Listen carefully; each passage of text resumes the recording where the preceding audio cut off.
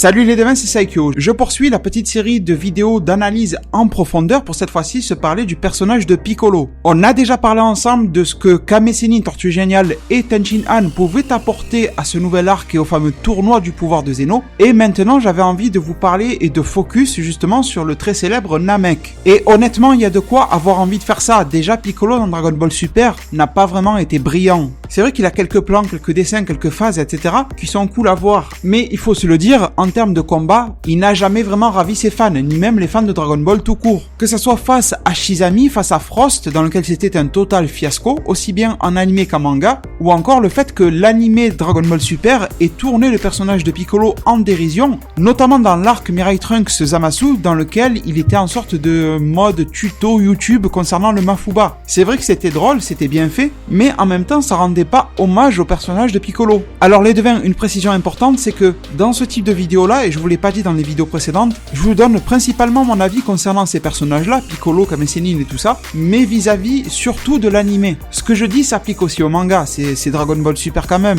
mais il y a des différences entre les deux formats qui sont liées à tout un tas de facteurs, la durée des épisodes, la durée des chapitres, l'avancement de la série qui n'est pas vraiment le même entre les deux, enfin, il y a beaucoup de choses qui diffèrent, la volonté de l'animation et celle de Toyotarou. Vous comprenez que beaucoup de choses s'entrechoquent, on va dire, et étant donné que l'arc du tournoi du pouvoir est déjà là en animé, voilà pourquoi je vous propose surtout alors ma vision pour l'animé de ce tournoi du pouvoir. Bon, les devins, rentrons dans le vif du sujet de cette analyse, que l'on va comme d'habitude diviser en trois parties. La première, l'état d'esprit, on va dire, du personnage. En deuxième, de manière pure et brute, on va parler de ses techniques. Et en troisième temps, on va parler de ses capacités d'évolution. Mais pour Piccolo, j'aurai une section, on va dire, un petit peu bonus. Je vous réserve ça pour la fin, j'espère qu'elle vous plaira aussi. Allez, je sais que je vous prends un petit peu la tête avec mes précisions, mais une toute dernière chose, c'est que je vous présente ici ce qui, selon moi, je précise bien selon moi, fait la force en quelque sorte de Piccolo durant ce tournoi du pouvoir. Ça veut dire que je ne me lance pas dans une liste de tout ce qu'il est capable de faire, de tout ce qu'il pourrait apporter à la Team Z.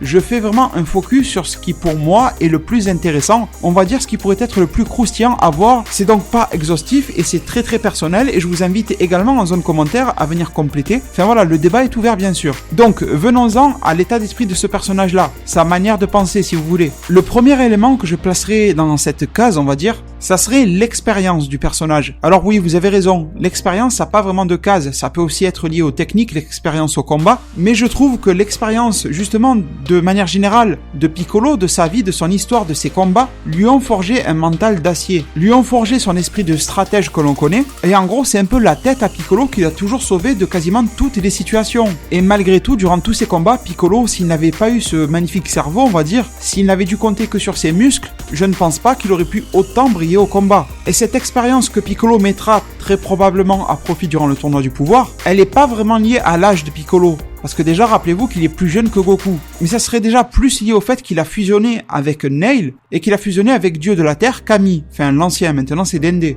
Alors déjà, Nail avait sa petite expérience, on va dire bien sympathique, mais le gros du truc, c'est vraiment Kami, ayant observé la Terre très longtemps, comme actuellement Dende le fait. Il en sait énormément sur le peuple terrien, sur la manière de penser des gens, comment peut fonctionner le cerveau des créatures mortelles sur Terre. Même si la Terre n'est pas à prendre pour une généralité, il y aura sûrement d'autres êtres ultra différents des terriens parmi les 12 univers, ou du moins parmi les 7 univers qui seront adversaires de l'univers 7 durant le tournoi du pouvoir. Il y aura vraiment tout un tas d'individualités. Et donc vous comprenez que même si Piccolo ne connaît pas comment fonctionnent les autres êtres mortels de tous les autres univers, il aura quand même une bien meilleure expérience des relations humaines, si on peut appeler ça comme ça. Ensuite, concernant son état d'esprit, Piccolo a d'énormes capacités d'analyse, qui sont aussi liées au combat, mais bon, c'est dans la tête. Alors bon, voilà, la frontière est mince, mais tout est lié, on va dire. En gros, et ça vous le savez tous, Piccolo a toujours un temps d'avance en termes de stratégie. Même si c'est vrai que Gohan est normalement amené à briller dans le tournoi qui arrive, Piccolo y aura son énorme rôle à jouer, c'est indéniable. Il y a fort à parier que Gohan ne sera pas un fin stratège du début à la fin du tournoi. Il y aura forcément une phase stratégique où Gohan va briller, mais je pense que Gohan aura des hauts et des bas, et justement son mentor Piccolo sera là. Mais là où je veux en venir, c'est que aussi Piccolo en fait a une énorme avance, capacité d'analyse sur la compréhension du combat, et ça c'est presque un niveau stratégique supérieur. Même si Piccolo est moins fort que son adversaire, ou par exemple il est en train d'observer un combat de deux combattants qui sont plus forts que lui, eh bien il arrivera arrivera à déterminer ce qui va se passer. Vous avez dû remarquer que dans Dragon Ball, normalement, quand des membres de la Team Z en regardent d'autres combattre et qui sont plus faibles que eux, eh bien ils sont toujours étonnés. Parfois même ils n'arrivent pas à suivre. Parfois même ces membres-là de la Team Z ont un petit peu peur et se disent merde mais qu'est-ce qui se passe et tout ça, ils comprennent pas trop. Alors que Piccolo, même s'il regarde deux personnages qui sont beaucoup plus forts que lui en train de combattre, il comprend parfaitement ce qu'il se passe. À part si bien sûr il y a un trop gros fossé entre sa puissance et celle des deux combattants qu'il regarde, bon, il y a quand même une limite à partir de laquelle il ne peut pas suivre, mais quand même, dans une certaine mesure très très large, on va dire, dans une grande fourchette, il tient énormément le rythme en termes d'analyse. Et en plus, il n'a pas besoin de regarder ça pendant 3 jours, il observe quelques minutes et il voit immédiatement si par exemple Goku va gagner ou perdre. En gros, Piccolo arrive à voir au-delà des apparences et au-delà de la force brute. Il voit rapidement quel combattant dans un duel se fatigue le plus. Rappelez-vous, Piccolo nous a très souvent fait le coup de dire « Ah oui, c'est vrai que cet adversaire-là, il tape beaucoup plus fort, mais en même temps, il se fatigue beaucoup plus vite. » Voilà, c'est un exemple que je vous donne. Je suis sûr que ça doit vous parler. Et en gros, Piccolo, grâce à ses capacités d'analyse, arrive à peser les pour et les contre. Et à force d'assembler les plus et les moins, il arrive à déterminer qui est vraiment le gagnant probable du combat. Et c'est rare qu'il se trompe. Et le but serait alors ici que par exemple Piccolo puisse mettre cette capacité à profit en analysant des adversaires qui arriveraient vers eux, vers la Team Z par exemple, un autre groupe, pourquoi pas 10 autres combattants, on ne sait jamais. Du 10 contre 10 dans le tournoi est envisageable, même si je pense que tôt ou tard les adversaires vont être séparés, mais le 10 contre 10 est quand même une possibilité, je vais dire, temporaire. Je pense qu'il y aura beaucoup de situations très différentes durant ce tournoi-là. Et du coup, Piccolo serait facilement apte, je pense, à se rendre compte quel combattant opposé, adversaire d'un autre univers, il pourrait affronter en priorité, car celui-ci est par exemple plus fatigué qu'un autre. C'est juste un exemple que je vous donne, mais je pense que vous me suivez. Une autre chose qui est liée aux capacités d'analyse de Piccolo, même si j'ai du mal à le développer en tant que situation concrète dans le tournoi, mais en tout cas rappelez-vous que Piccolo est quand même celui qui prend les bonnes décisions au bon moment, même les plus difficiles, même celles qui vont faire en sorte qu'il doit se sacrifier, comme péter la salle de l'esprit du temps quand il a senti que la situation était perdue et totalement désespérée face à Super Buu. Même si en même temps on pourra dire que Piccolo n'a pas été un très bon devin vu qu'il n'avait pas anticipé le fait que Gotenks deviendrait SSJ3 qu'il avait débloqué, mais bon en même temps c'était très difficile à percevoir je pense, mais c'était quand même une très bonne décision de la part de Piccolo et c'était impossible de se dire que Super Buu arriverait à se déplacer d'une dimension à l'autre, ce qui est un pouvoir ultra cheaté et c'est quelque chose qui est très intriguant comme capacité à faire un cri et à passer dans la salle d'esprit du temps, enfin bref c'est un autre sujet. Et pour finir sur les capacités d'analyse de Piccolo, je vous dirais que ce gars-là inspire le calme, c'est le calme incarné, à part quelques exceptions où on l'a vu un petit peu crier et tout ça, parce que voilà, c'était vraiment la merde, hein, il faut le dire, parce qu'il était dans des situations compliquées, avec des camarades, des amis, des proches qui étaient en difficulté, voilà, en des situations critiques, mais vous avez dû remarquer quand même que dans l'ensemble, Piccolo n'est pas du genre à être très blablateur, très expressif, il crie pas fort comme un Vegeta ou ce genre de choses. C'est rare qu'il ait quelques effusions de colère, oui, on a déjà vu quand même, hein, Piccolo s'énerver et tout ça, un peu à la Vegeta, mais ça reste quand même très minoritaire. Et ce calme-là, c'est quelque chose qui nous est montré par exemple par... On a beaucoup de plans sur lui. Si vous avez par exemple vu la preview officielle, hein, aucun spoiler, de la animation de l'épisode 85 qui arrivera en cette fin de semaine si vous écoutez la vidéo juste après que je la publie sur YouTube, eh bien on voit très souvent un Piccolo en mode méditation. Et c'est quelque chose qui arrivait déjà par exemple durant l'animé DBZ à l'époque. Et honnêtement, pour cela jouer méditation, c'est que vous avez un certain niveau de calme dans votre esprit. Si vous êtes troublé, si vous êtes très impulsif, etc., il y a vraiment très peu de chances que la méditation fonctionne sur vous, que vous arrivez à trouver une sorte de stabilité. Et c'est ce calme-là qui permettra à Piccolo d'avoir sa lucidité, ses pleines capacités à voir clair dans toute situation. Et lucidité au point que même si son adversaire est beaucoup plus fort que lui, eh bien un petit peu comme un robot ou un ordinateur, il va calculer toutes les possibilités et voir laquelle le mettrait le plus à son avantage. Et justement, comme on a vu dans l'épisode 84 que Krillin arrivait un petit peu à se jouer de Gohan et de Goku SSJ1 par exemple en jouant de la stratégie tout ça, c'est ce genre de choses que l'on est en droit d'attendre de Piccolo, mais en version x10, x20, x100, enfin voilà, c'est pour imager, mais vous m'avez compris. Bon, on va arrêter de parler de la manière de penser de Piccolo, et on va maintenant parler de ses techniques. Alors bien sûr, petite parenthèse, Piccolo a des techniques de support, comme se régénérer lui-même, vous savez, un peu comme les lézards, un bras coupé, il le fait repousser, ou même pouvoir donner quelques soins à ses alliés, en essayant par exemple d'impulser son ki à l'intérieur d'un corps, qui seraient par exemple inanimés, etc. Mais honnêtement, je vais focus volontairement sur les techniques de combat de Piccolo plus que ses techniques de support. Parce que déjà, Majin Buu est tellement meilleur que Piccolo en termes de techniques de support, enfin du moins c'est mon avis, que je trouve qu'il vaut mieux parler des techniques au combat de Piccolo.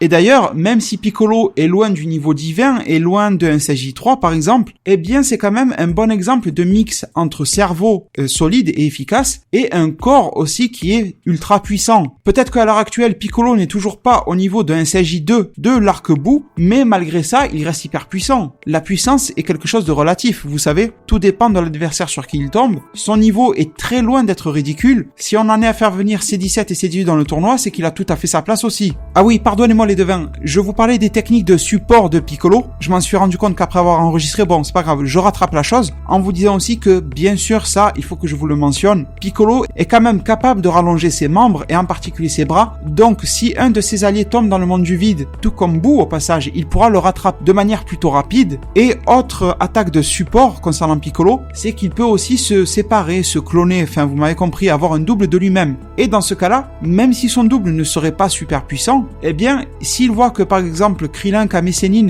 est en train de se faire submerger au combat, de se faire dépasser, il pourrait leur prêter main forte tout en restant quand même un petit peu concentré sur son propre combat. Il n'aurait pas besoin de déserter une zone de combat pour en rejoindre une autre, un peu comme un Naruto qui fait des clones. Bon, revenons sur les capacités et techniques de Piccolo. Et il faut dire qu'honnêtement, Piccolo est peut-être celui qui a le plus de techniques différentes, à part peut-être un Kame Sennin, et encore je ne sais pas, je n'ai pas fait le compte. Mais en tout cas, en termes de diversité de ses attaques et de ses capacités personnelles de son propre corps, c'est quand même lui qui présente la plus grosse liste, on va dire. Alors quantité ne veut pas dire qualité, mais quand même chez Piccolo, les deux sont un peu alliés. On se rappellera par exemple d'un Piccolo qui, grâce à son ouïe surdéveloppée, arrive à entendre quasiment n'importe quelle discussion. Ce qui pourrait être très utile pour nous, en tout cas spectateurs durant l'anime. Pour le tournoi par exemple, il pourra entendre les discussions du grand prêtre, entendre les discussions des autres dieux, les stratégies adverses en plein combat sur la zone du ring. Si y a la team adverse qui se trouve à, je sais pas moi, 500 mètres de l'autre côté et qui sont en train de dire bon on va se séparer, passer par là, etc. Piccolo va tout entendre et tout répéter forcément à ses alliés. Mais par contre, en termes de combat direct, le souci, le gros point faible on va dire de Piccolo, c'est que la plupart de ses attaques sont quand même focus beaucoup plus sur l'aspect 1 contre 1. Il est peu adapté en termes de technique de combat par rapport à une situation de battle royale, d'adversaires multiples. Que ça soit le fameux Makanko Sapo ou toutes ces autres fameuses attaques que vous connaissez déjà par cœur, à vrai dire, il y en a très peu qu'il pourrait utiliser sur une multitude d'adversaires en même temps. Bon, c'est vrai que la grenade flash avait quand même une zone assez large, ça ratissait large, mais déjà vous avez remarqué que les attaques dans Dragon Ball Super sont beaucoup plus minimisées en termes de taille. Rappelez-vous, le Kamehameha dans l'anime de Goku SSJ Blue Kaioken x10 face à Hit, il était très joli et impressionnant, la scène était cool, mais regardez bien la scène animée, vous allez voir qu'au final, le diamètre du Kamehameha n'avait rien d'impressionnant par rapport à ce qu'on a déjà vu dans DBZ. Honnêtement, j'ai trouvé beaucoup plus volumineux le Kamehameha de Goku en tout début de Dragon Ball Z face à Vegeta qui venait d'envahir la Terre que celui de Goku, là, Kaioken, SSJ Blue, etc. face à Hit, alors que la différence de puissance, elle peut même pas se compter tellement elle est énorme. Enfin bref, Piccolo est vraiment capable de causer beaucoup de problèmes en 1 contre 1. Allez, en 1 contre 2 au pire. Rappelez-vous que des techniques ont été peu utilisées de sa part, mais sont très intéressantes et très surprenantes. Mis à part les vagues de ki que l'on connaît tous, il est quand même capable de faire sortir des lasers de ses yeux et de transpercer par surprise son ennemi dans des points vitaux sans le tuer vraiment, mais le blesser grièvement. Dans le même genre, Piccolo, rappelez-vous, a utilisé une sorte de Bankoku Bikurisho, vous savez l'attaque qui électrifie les nerfs de son adversaire un peu comme Kame Sennin en mode Jackie Chun face à Goku. Mais moi, parmi tout ça, une chose que j'aimerais énormément revoir de la part de Piccolo, c'est le fait qu'il redevienne géant. Alors, je déteste, honnêtement, d'habitude, je déteste toujours voir des combats de géants, que ça soit récemment Bergamo. C'est aussi un procédé qui a été très souvent utilisé dans le manga Bleach, ça a été utilisé dans beaucoup d'animés, très populaires, du Naruto, du One Piece, tout ça, ou même des animés moins populaires. Le principe d'avoir un ennemi gigantesque en taille a été utilisé à de nombreuses reprises, et à chaque fois, ça mène à la même chose. À un adversaire qui fait peur à voir, on va dire, mais qui au final se fait avoir par la ruse de son adversaire. Son ennemi est tellement petit qu'il n'arrive pas à l'attraper, l'attraper, qu'il est beaucoup plus rapide que lui. Le temps que le géant se tourne, l'autre a fait 15 fois le tour de son corps. Enfin, vous voyez le délire. Je pense que ça doit plaire à certaines personnes, mais moi, en théorie, ça me plaît pas. Mais par contre, il faut dire que pour Piccolo, ça a son charme. Déjà, visuellement, le personnage est cool. Ça rappellerait énormément de souvenirs, c'est du fanservice pur, du combat de Goku à l'époque dans le tournoi contre un Piccolo relativement jeune. Et voilà, c'est aussi pour ça que je vous ai fait un petit montage que j'ai trouvé sympa pour la miniature de cette vidéo-là, où vous voyez Bergamo qui est en mode géant, et je vous ai mis Piccolo encore plus grand que lui. Tout simplement pour rigoler un petit peu, comme quoi Bergamo peut devenir grand, et Piccolo pourrait peut-être devenir encore plus géant que lui. Mais justement, est-ce qu'à part dans un hypothétique duel Bergamo contre Piccolo, chose que rien ne nous prédit, il n'y a aucun élément qui laisse présager que Piccolo va combattre Bergamo, même si ça pourrait être drôle, eh bien à part ça, à quoi pourrait servir la forme géante de Piccolo? J'ai peur que ça ne serve à pas grand chose. Vous imaginez, le gars se met géant en plein milieu de tout le monde, il serait la cible parfaite. Alors c'est vrai que si Piccolo avait une résistance énorme quand il devient géant, il pourrait alors se mettre à encaisser facilement des coups de Toppo, de Jiren et tout ça. Mais non, on sait très bien que même si Piccolo devient géant, si Toppo lui envoie une vague de ki bien concentrée, Piccolo va finir raide au sol. Mais bon voilà, je pense que cette forme-là, de devenir géant, serait utilisée dans un contexte où les combattants seraient amenés à être séparés de leur team initial, c'est-à-dire qu'ils ne seraient plus en équipe, en 10 contre 10, 3 contre 3, 2 contre 2, peu importe, et que par exemple le terrain va bouger et tout ça, chose que je vous répète souvent sur la chaîne, et que Piccolo finirait par se retrouver seul, temporairement, et que, histoire d'avoir du répondant face à son adversaire qui, comme un Bergamo, pourrait devenir géant, eh bien que Piccolo va répondre avec une taille adéquate. Donc les devins, vous l'avez bien compris, Piccolo est hyper charismatique, plutôt puissant on va dire, et a des techniques hyper efficaces mais en 1 contre 1. Du coup tout cela m'amène à parler des évolutions, la troisième partie de cette vidéo là, des évolutions de Piccolo. Alors c'est vrai que je pourrais m'amuser à vous parler d'une forme God, donc une forme divine, vous savez le Super Namek God, etc. D'ailleurs je vous en ai déjà parlé sur la chaîne, c'était une vidéo qui remonte un petit peu à quelques mois en arrière, dans laquelle justement j'essayais de donner des arguments pour et contre le fait que Piccolo puisse devenir à l'avenir un Super Namek God. Et on en avait conclu que c'était une possibilité envisagée, que ça serait même cool, mais quand même c'était plutôt difficile à amener. Une autre capacité d'évolution de Piccolo, c'est sa fameuse méditation. Mais on a déjà vu que Piccolo l'a fait à de nombreuses reprises et de manière assez longue dans le passé de la série Dragon Ball. Et étant donné qu'il n'a jamais eu de power-up énorme dans le passé grâce à la méditation, ce que je veux dire par là, c'est qu'on n'a jamais vu Piccolo qui est revenu en nous disant « Écoutez, j'ai passé 2 jours complets à méditer jour et nuit et mon niveau de puissance a quadruplé. » Vous voyez, on n'a jamais eu ça. Donc, il y a fort à parier que Piccolo va s'améliorer un petit peu par rapport à sa méditation, mais rien de fou non plus. C'est pour ça que pour moi, et ça va vous sembler bête, mais en tout cas pour moi c'est réaliste, je pense que l'évolution principale de Piccolo passera plutôt par une adaptation de ses capacités. Plutôt que de parler d'évolution, je vous parlerai d'adaptation, justement à ce fameux environnement de Battle Royale. Car mine de rien, Piccolo n'a presque jamais eu l'occasion d'utiliser ses techniques les plus populaires sur toute une foule d'adversaires. Et là, ça deviendrait intéressant d'avoir de la fraîcheur basée sur des choses anciennes. Alors c'est sûr que l'idéal, ce serait d'avoir des techniques nouvelles.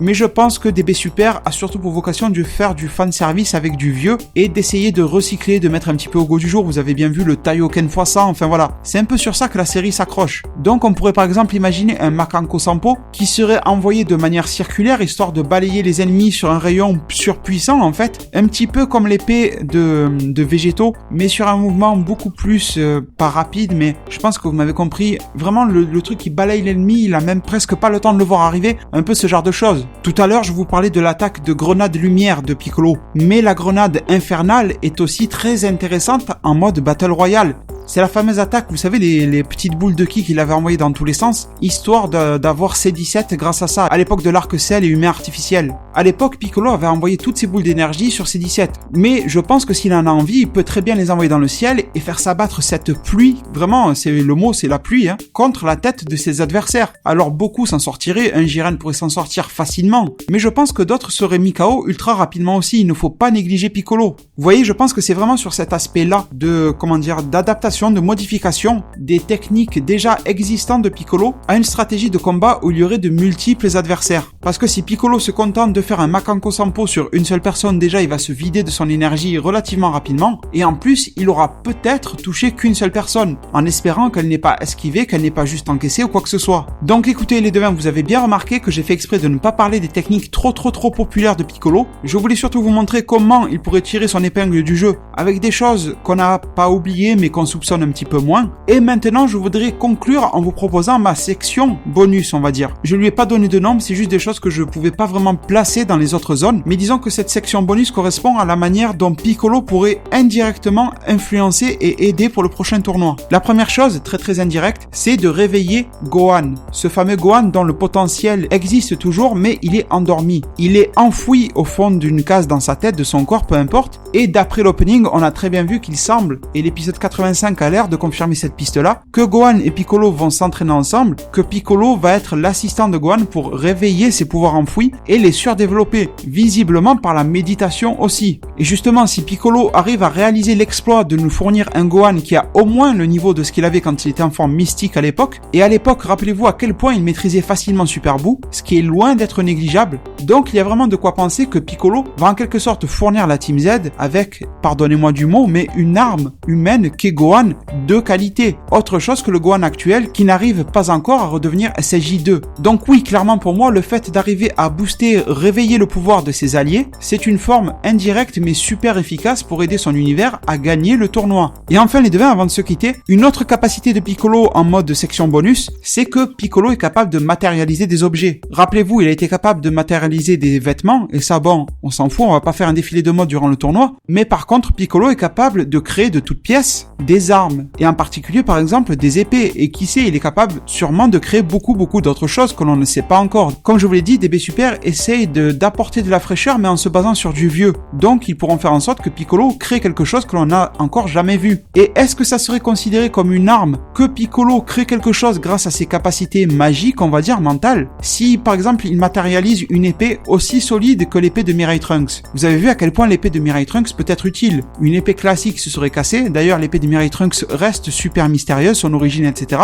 mais ça c'est pas le sujet, mais je voulais surtout vous parler de la résistance de cette arme-là. Si Piccolo arrive à en créer une comme ça, par exemple la donne à Gohan, ce serait même drôle d'avoir ce clin d'œil-là par rapport à l'entraînement de Gohan enfant quand il avait sa petite épée dans le dos. Eh bien vous voyez, je pense que c'est un sujet fortement ouvert à discussion. En tout cas, pour vous donner mon avis, je pense qu'en toute logique, cette capacité de Piccolo à créer des armes, des supports, devrait être autorisée vu que ce n'est pas un rajout, mais bien une capacité de Piccolo. En gros, moi je perçois le fait que si Piccolo crée une épée, pour garder le même exemple, c'est exactement la même chose que s'il faisait une vague de ki. C'est quelque chose qu'il a créé par ses propres capacités. En tout cas, dites-moi en zone commentaire, je pense que certains d'entre vous vont être en désaccord, vont me dire non, je pense pas que ça serait utilisé, et je suis super curieux de savoir ce que vous pensez de tout ça. Les devins, je vais énormément vous remercier de m'avoir suivi et écouté durant toute cette vidéo, et je vais maintenant me permettre de vous laisser sur ces mots. Prenez soin de votre futur, le meilleur moyen d'y arriver c'est de vous abonner à ma chaîne, de la partager, la liker et la commenter un maximum de fois pour que notre communauté puisse se développer le plus possible sur YouTube. Merci beaucoup et à plus pour de prochains arts divinatoires.